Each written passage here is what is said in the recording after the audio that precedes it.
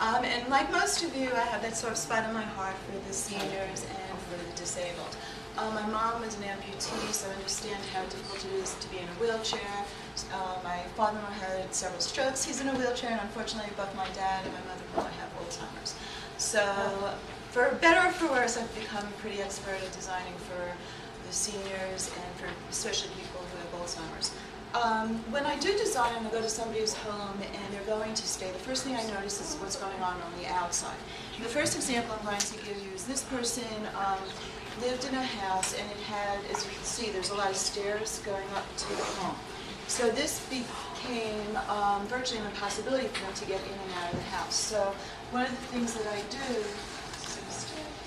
okay, so what I'll do from that is, they didn't want a ramp, so what I did is I went from the steps to get all the steps, and then I created basically a path in pavers so that they could just easily have accessibility to the home in the wheelchair. And then we went around and then just finished off the design of the entry.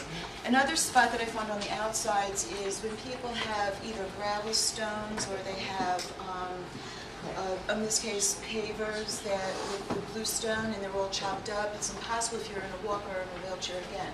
So what I do from that is... It's not in your eyes, is it? No, okay. Okay. Again, taking out all of those pavers, I create, again, another situation where they can easily have access because there's clean pavers.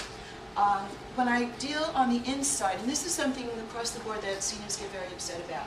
In this instance, this person was using a walker, but they had carpeting in their home. And also, in the space plan, they entered here, they had to go all around their furniture to get to their piano that they loved. So in this case, what I do, and this is, excuse me, where the virtual design comes into play, I can take that, excuse me, and I've changed the flooring. So now it's hardwood flooring. They can easily access it if there's any problems with incontinence. It's not an issue any longer. And then on the space plan, they now can go right through the room. There's no obstacles in their way.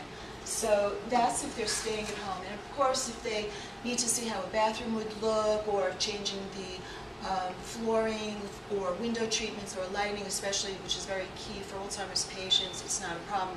I just take the pictures and I pop it into the to what they really need. When somebody is moving, what I do is I actually create a book, which Cindy's people are very familiar with. And what I essentially do is I go in, and the first thing that I do is I create a floor plan. And sometimes I'm given these, and then I'll go over the dimensions because it's very important. Sometimes this comes down to 1/4 of an inch because I'm moving people's furniture into spaces that are relatively small like this. So that's the first thing I do is I create a floor plan.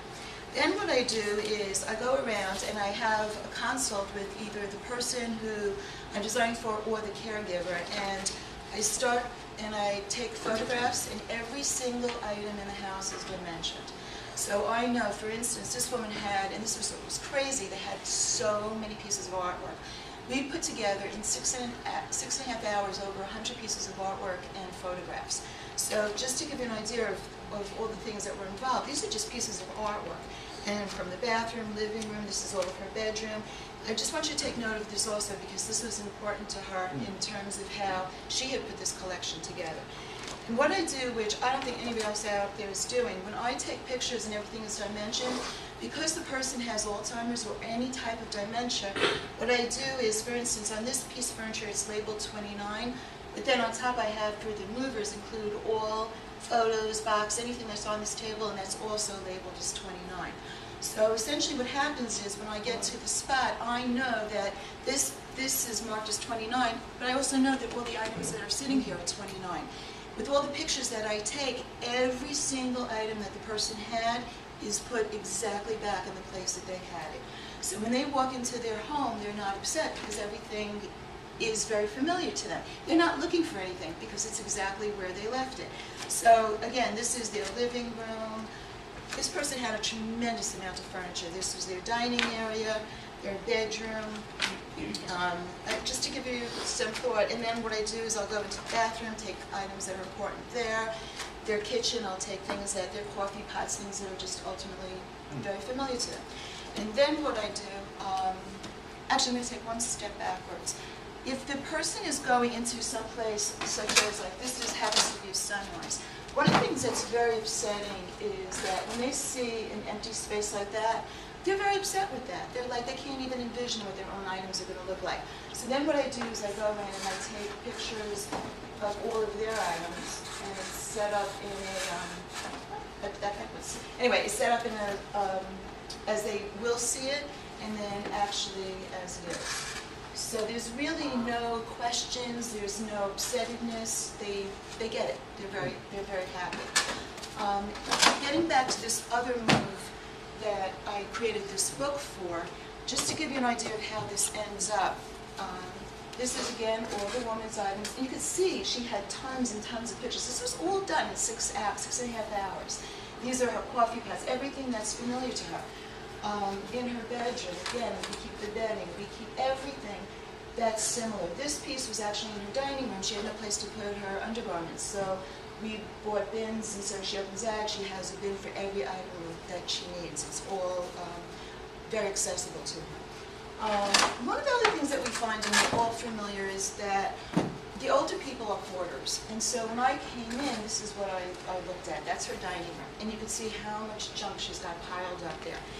When I come in, I not only say what pieces are going to come, but it's also what pieces are left. And that ultimately, in the new home, turned out to that. So you can see now, it's all clean, it's neat, it's only the items that she really needs.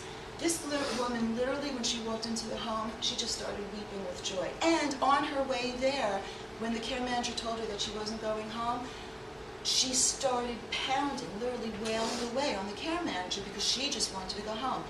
Meanwhile, as soon as she entered the doors of this place, this happens to be a Van Dyke, she just started crying because she was just overtaken with joy that this was done for her. And every single item, you couldn't even see these things underneath all this clutter and garbage.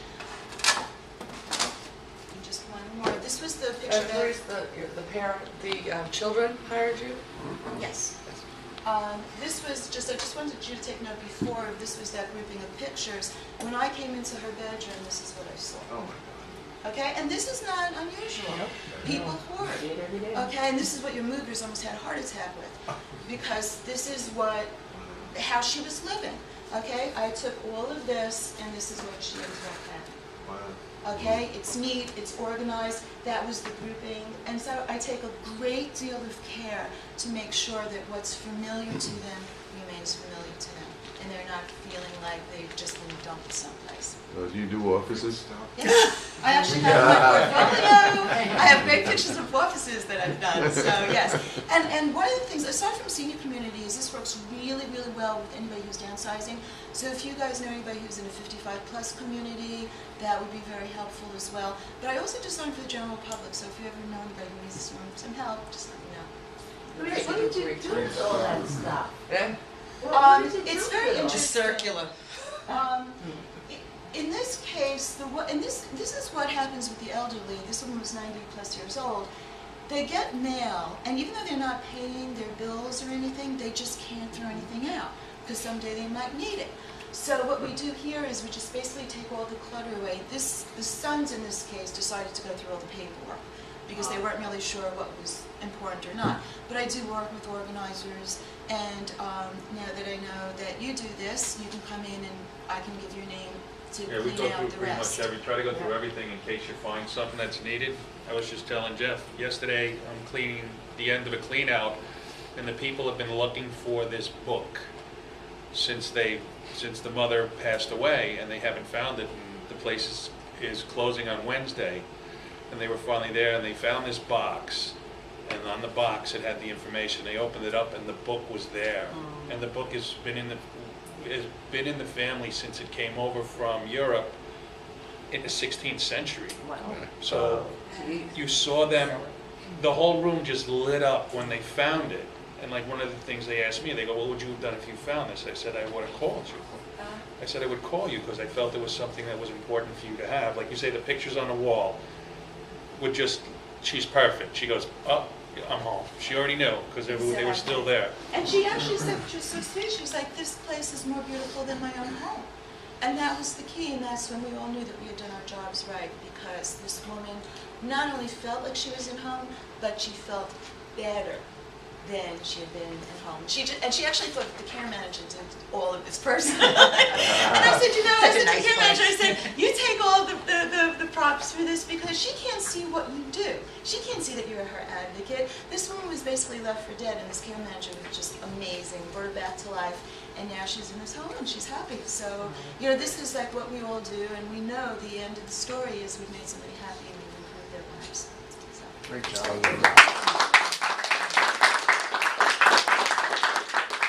Perfect timing, too. Did I do it? Yeah, Okay. you did great.